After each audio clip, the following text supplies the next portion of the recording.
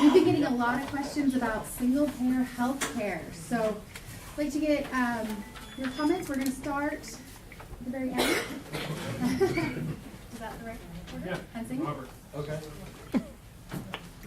So single-payer health care, you for, against, why?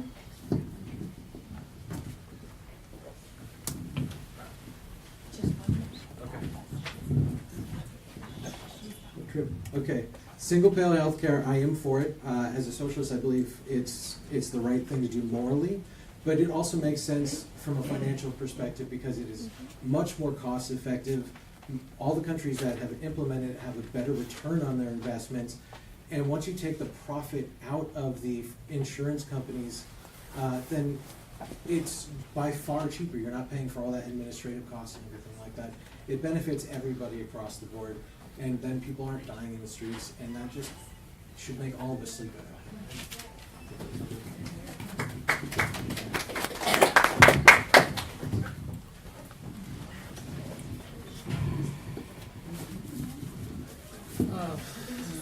Well, I have training as a healthcare policy expert, and many of my colleagues were in favor of single payer. But I lean towards, and I want Medicare for all, paid by the government.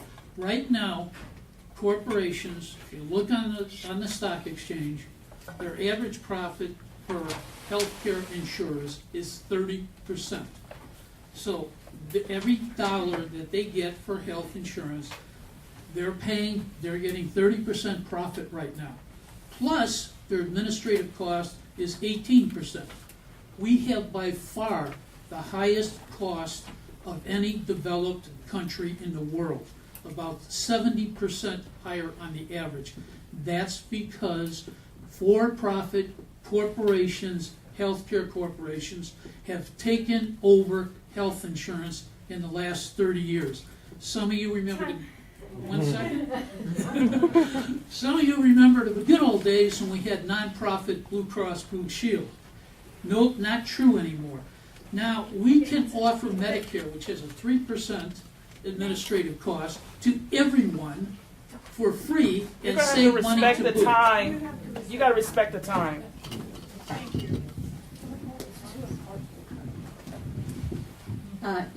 During open enrollment season, just about a month ago, in one day, 3 moms independently came in and cried because Regents is pulling out of our area, and their monthly insurance rates were going up to $1,700 a month. One was $1,600, the other two were $1,700, and their deductibles were $10,000.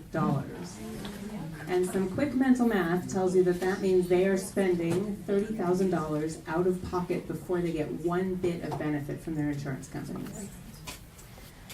The fact of the matter is that healthcare in this country is way too expensive, and a lot of the reason for that is because our insurance companies are for-profit institutions, which means that from a fiscal standpoint and also from an ethical standpoint, I would agree that a Medicare for all situation is the ideal. However, this is a big however, we can't get there overnight. And so what I have proposed is allowing people to buy into Medicare before they're 65 years old and letting it expand in a more natural, organic fashion. But yes, insurance companies are a big part of the problem.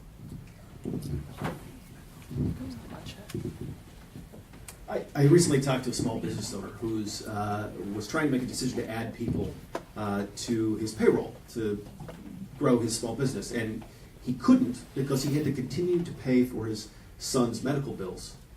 And that's a decision that is bad for America. It's bad for the economy. The idea that healthcare is such a drain on our American economy is a problem. Now we're seeing private business jump into the healthcare system. You may have seen the headline from Amazon and from Morgan Chase.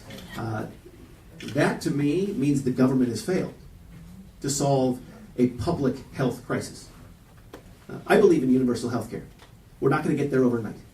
There's no question. We can start by making incremental progress immediately because we can't wait until Donald Trump's out of the White House. We need to lower the age of Medicare to 55.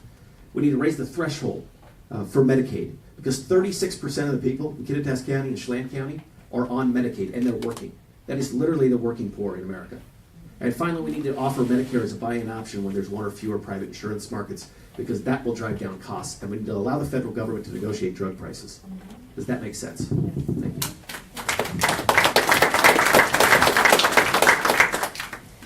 So I support 100% access to affordable, high-quality health care. So that's universal coverage. How do we get there from where we're at now? I want us to do several things right away.